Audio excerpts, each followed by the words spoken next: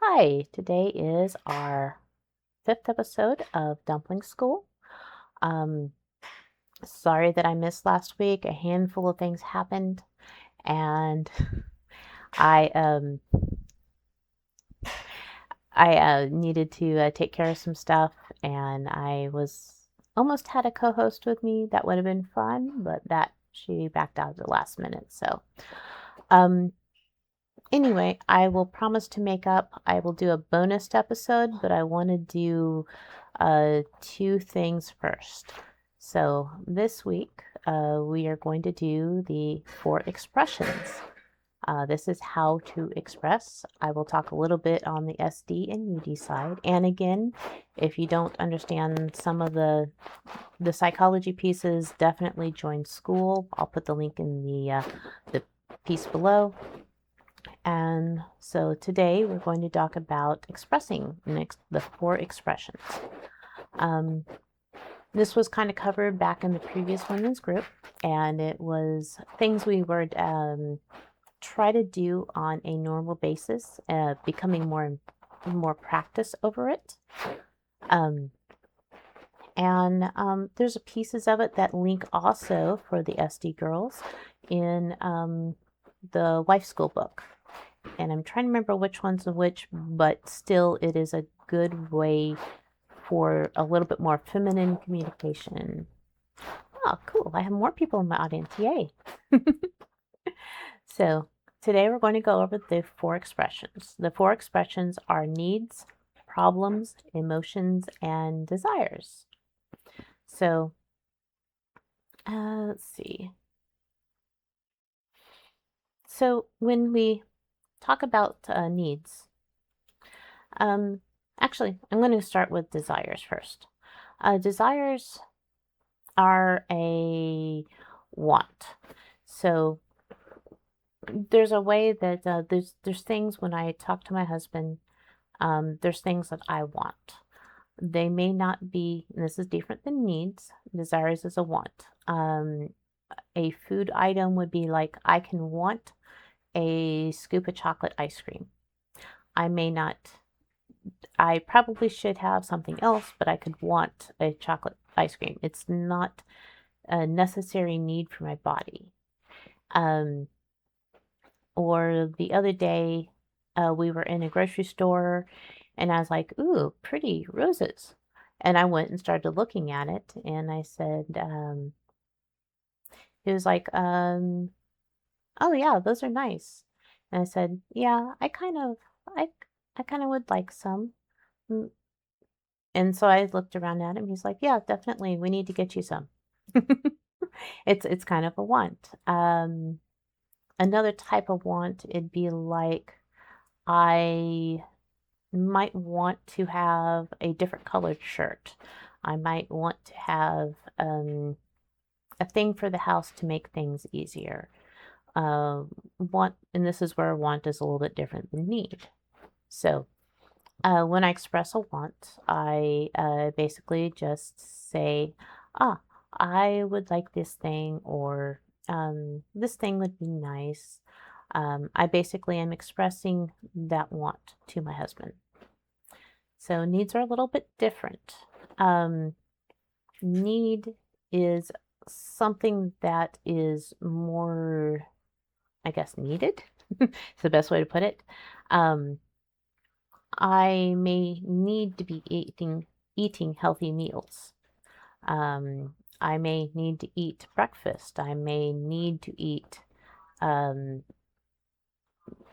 something that was actually nutritious for my body and actually helps me do better as a person. For like household, I know that when I decreased, um, yes, necessities versus pleasures. That's a good thing. That's a good way to phrase that. Thank you. It's more of a necessity. So when I lost 100 pounds and my clothes started looking really, really icky on me, and my pants kind of was trying to hold them up with a belt, me needing pants that fit was more of a need versus a want. I tried to live without it, but it was just it became a need. Um, Also, sometimes as a wife, I might be doing something in the house and it might be a need instead of a want. I might, want a decoration or something, but let's say I need to sweep the floor and I do not have a broom. A broom would be a need to sweep the floor. I may need new soap or need new dishwashing soap. It is actually something that is required to do the job and the tasks that I need to do, and actually to actually be that wife. So, um, let's see. Uh, duh, duh, duh, duh, duh. Let's go over to problems next. So, my husband loves to solve problems for me. And sometimes I will do something like, oh, this is going on. Um, would you please help with this Windows error that I'm having on my computer? And he wants to come over and say, oh, yes, let's fix that. When I was having issues with my drive, he wanted to basically solve that problem for me. Or let's see, I spilled something on my keyboard once, and on that problem, he's like, oh yes, you have a problem. Uh, so he brought paper towels to help clean up stuff, and then he wanted to know what the keyboard was doing, and it was broken. So he decided, oh, you have an issue with your computer. This is a problem. We need to solve that for you. So problems tend to become things that need solutions. Um, and the next one would be emotions. So, emotions is expressing how I feel to him. So, let's say something happened and the cats were very naughty. Um, I could feel overburdened or exasperated or tired. So I would go to him and say, oh, yes, I am feeling very exhausted trying to deal with the cats today. Um, I'm not necessarily telling him something he needs to do, but I am actually sharing what I'm feeling. It's kind of like the same thing of I'm feeling hot or I'm feeling cold, but yet it is a emotion side of I am feeling this emotion. Um, okay, let's see. Let's go. How do you go about through doing these? So, the first thing I do when I want to express one of these four is I get his attention. Um, my husband can be very busy, so let's do a scenario where he's busy working. So I might go up to him, but I won't just sit there and start talking because he may be focusing on something very, very important at work. Um, so I will actually go up and I will wait till I can get his attention. It might be standing nearby. It might be I say something very soft and sweet just to see if he has a few seconds to look over at me. And then I kind of share that I am wanting to share something. So I might like, hey, can I have a few seconds? I need to talk about this thing and it's not an emergency. This allows him to tell me if it's good timing or bad timing. Because the last thing I want to do is have very bad timing. Emergencies do need to have the interrupting. Like if I was bleeding profusely, I would not worry as much about the timing because it actually is an emergency.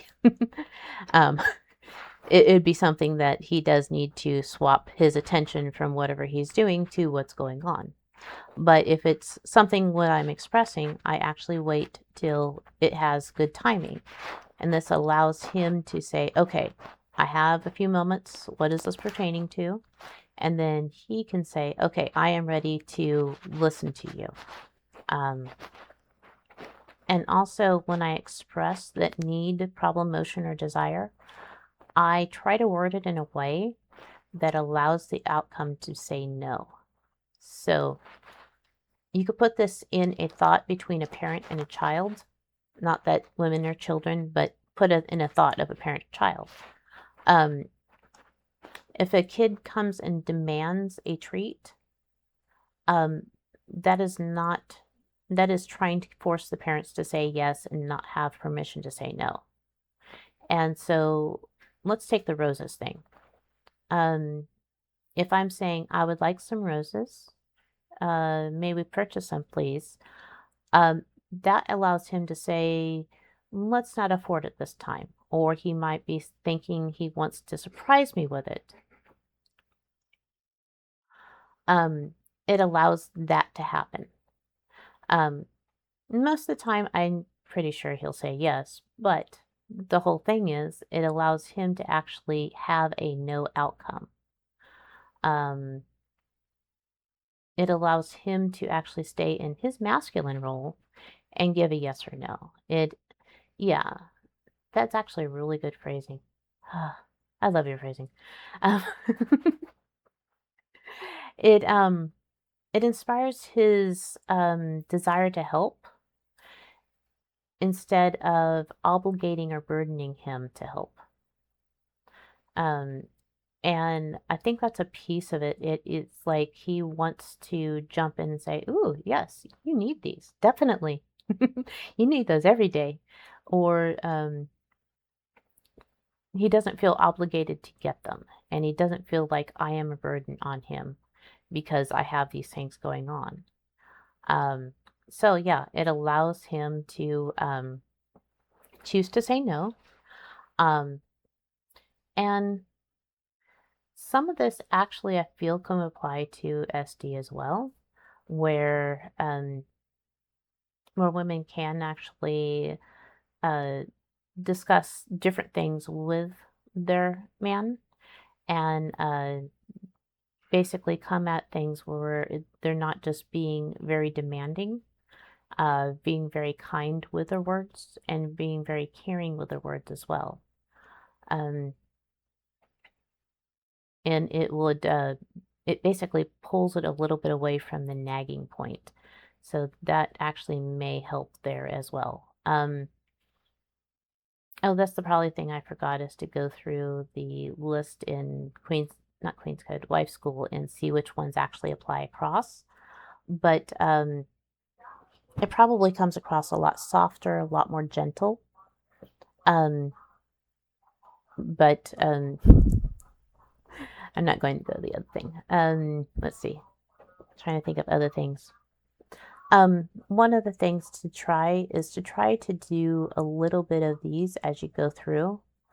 Um, basically have the pause go, basically pause, like, can I get your attention? Or, may I actually share something? Or, the may I is actually very sweet.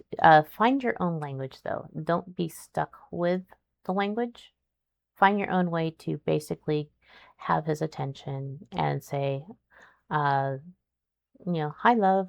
Uh, I'd like to share something, or let's say, I don't know, whatever type of pet name you have. Um,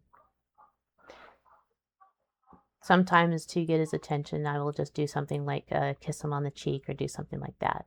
Yeah. Um, Basically, whatever actually feels good for him. That will find the language that you communicate the best with. Um, then the second step is to basically see if he has the time for it, find the language that works with you.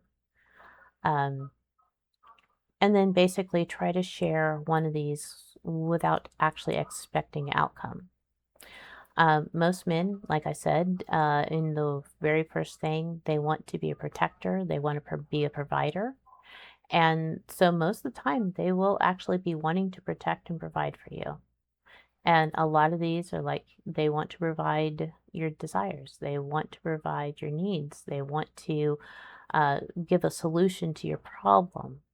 And they do want to know how you feel because how you feel actually ties into the decision that they would be making to something. Like um, when this happens and you do this, um, I feel overburdened with this, or I feel sad when this happens.